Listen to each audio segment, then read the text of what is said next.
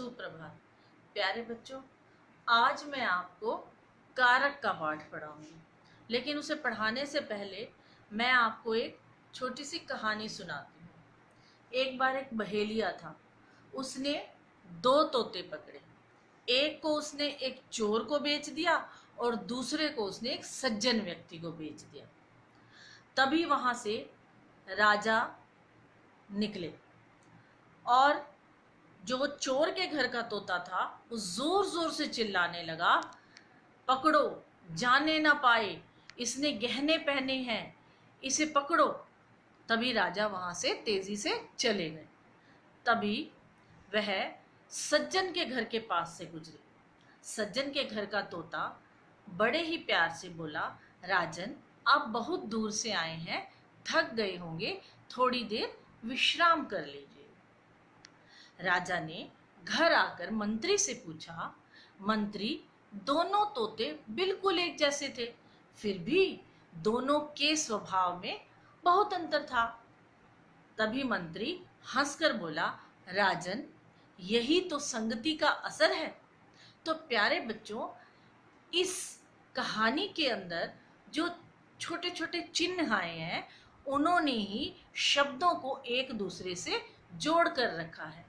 यदि ये परसर्ग या चिन्ह या विभक्ति चिन्ह ना हो तो हमें कहानी या कोई भी बात कभी समझ में नहीं आ सकती।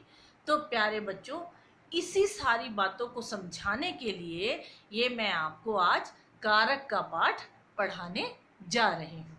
अब हम इसकी परिभाषा करेंगे। तो कारक की परिभाषा है बच्चों, संज्ञा या सर्वनाम शब्दों के जिस रूप से वाक्य के दूसरे शब्दों के साथ उनके संबंध का पता चलता है, उसे कारक कहते हैं। कारक वह चिन्ह होते हैं जो शब्दों के बीच के संबंध को बनाते हैं।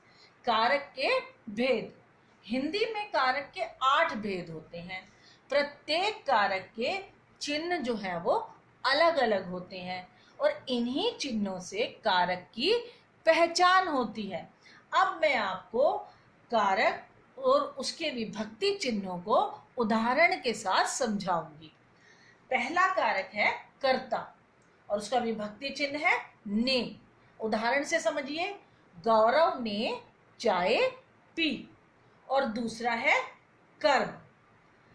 कर्म कारक, इसका विभक्ति चिन्ह है को।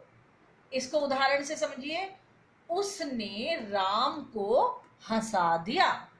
अगला है करण कारक, इसका विभक्ति चिन्ह है से। मां चाकू से सब्जी काट रही है। और अगला है कारक संप्रदान, इसका विभक्ति चिन्ह है के लिए। दादी मां के लिए दूध लाओ।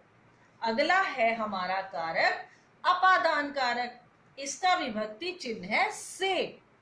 पेड़ से पत्ते गिर रहे हैं। उसके बाद है संबंध कारक। संबंध कारक का विभक्ति चिन्ह है बच्चों का, के, की। यह चित्र मेरी मां का है। उसके बाद है अधिकरण कारक, इसका चिन्ह है में और पर। प्लेट में चॉकलेट रखी है। और 8वां कारक है संबोधन कारक, इसके विभक्ति चिन्ह है हे, अरे।